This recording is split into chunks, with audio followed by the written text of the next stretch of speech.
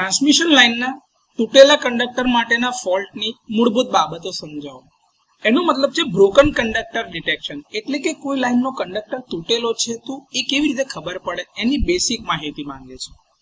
તો આ સવાલ જ્યારે પૂછવામાં આવે તો કહી શકાય કે ટ્રાન્સમિશન લાઇનમાં તૂટેલા કંડક્ટરની શોધ કરવી એક મહત્વપૂર્ણ સુરક્ષા કાર્ય છે, જેનો ઉપયોગ લાઇનમાં કંડક્ટર તૂટવાના અથવા તો ઓપન સર્કિટ જેવી પરિસ્થિતિ નિર્માણ થવાનું જે શરૂઆત થઈ શકે અથવા તો એ થયું હોય એ ઓળખવા માટે થાય છે. આવા ખામીઓ, મિકેનિકલ નુકસાન, તોફાન, કંડક્ટરનું એજિંગ થવાના કારણે, ટાવર એકદમ ધરાશાયી થઈ ગયું હોય તો, કંડક્ટર ઓવરહીટિંગના કારણે તૂટી જાય અથવા તો કંડક્ટર અચાનક તૂટી જાય એના કારણે થઈ શકે છે. આ સ્થિતિને ઝડપથી શોધવાથી અસુરક્ષિત ઓપરેટિંગ પરિસ્થિતિઓ અને સાધનોના નુકસાનને રોકવામાં મદદ મળે છે. હવે બ્રોકન કંડક્ટર ફોલ્ટ ત્યારે થાય છે જ્યારે ટ્રાન્સમિશન લાઇનના એક અથવા વધુ ફેઝ કંડક્ટર ભૌતિક રીતે તૂટેલા અથવા તો ડિસ્કનેક્ટ પરિસ્થિતિમાં જોવા મળે. શોર્ટ સર્કિટ ફોલ્ટથી વિપરીત આ પ્રકારના ફોલ્ટમાં ખૂબ ઊંચો ફોલ્ટ કરંટ ઉત્પન્ન થતો નથી, જેના કારણે પરંપરાગત સુરક્ષા સિસ્ટમ એના માટે આ પ્રકારના ફોલ્ટને શોધવાનું થોડું મુશ્કેલ બને છે.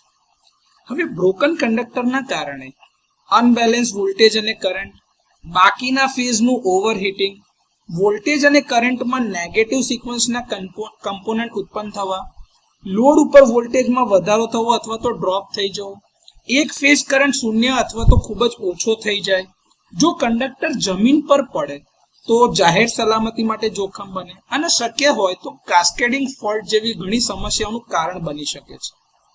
પ્રોટેક્શન સ્કીમ આ પ્રકારની ખામી શોધવા માટે આ પ્રકારની અસામાન્યતાઓનું નિરીક્ષણ કરતા રહે છે.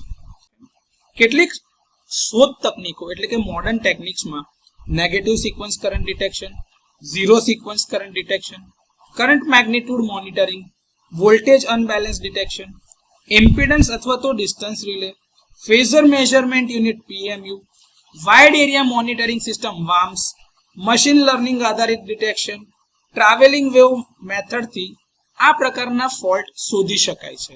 તો બ્રોકન કંડક્ટર ડિટેક્શન માટે ટ્રાન્સમિશન લાઇનની અંદરમાં આ ફોલ્ટ થાય તો કેવી રીતે એને ડિટેક્ટ થઈ શકે અથવા તો એના વિશેની બેસિક માહિતી શું છે એ આ રીતે આપી શકાય.